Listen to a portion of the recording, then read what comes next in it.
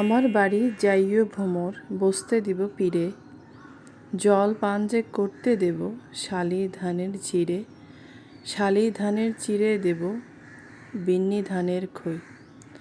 আসসালামু আলাইকুম প্রিয় ভাই বোনেরা, এটা আমাদের পল্লী কবি জসীমউদ্দিনের একটা কবিতা, যিনি বিন্নি ধান নিয়ে খুব সুন্দর করে লিখেছিলেন।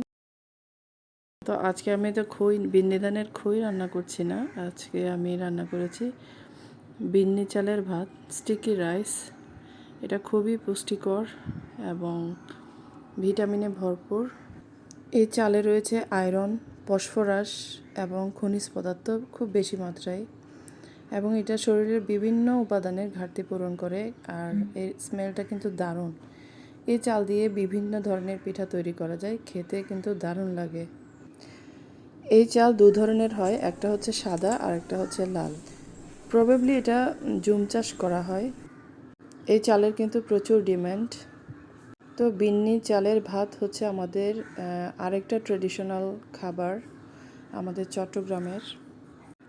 এই চালটা রান্না করতে হয় ভাপে। তো আমি সারা রাত চালটা ভিজিয়ে রেখেছি, সকালে স্ট্রেনারে স্ট্রেন করে এরপর আমি এটাকে ভাপে দিয়ে দিয়েছি। এটা হতে অনেক সময় লাগে, তো ভাপে দিয়ে আমি এখানে একটু লবণ দিয়ে দিয়েছি যাতে লবণটা ঢুকে যায়।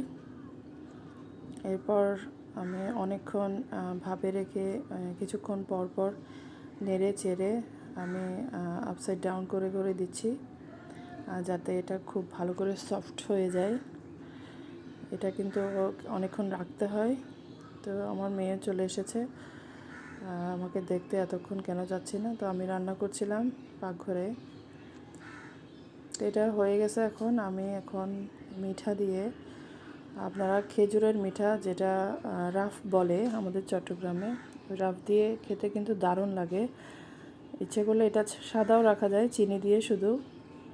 তো আমি চিনিও দিয়েছি আর রাফও দিয়েছি। এখন আমি এগুলো ভালো করে মিক্স করে নিব, নারকেল, চিনি আর রাফ দিয়ে।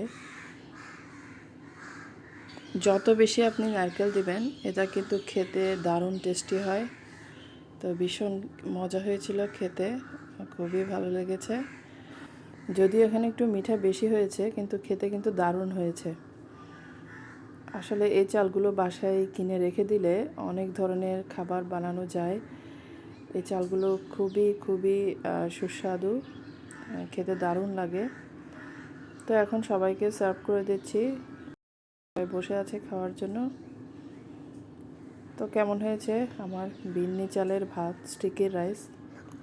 তো চট্টগ্রামের ট্রেডিশনাল খাবারটা ভালো লাগলে সবার জন্য শেয়ার করে দিবেন, যাতে সবাই দেখতে পারে এবং খেতে পারে।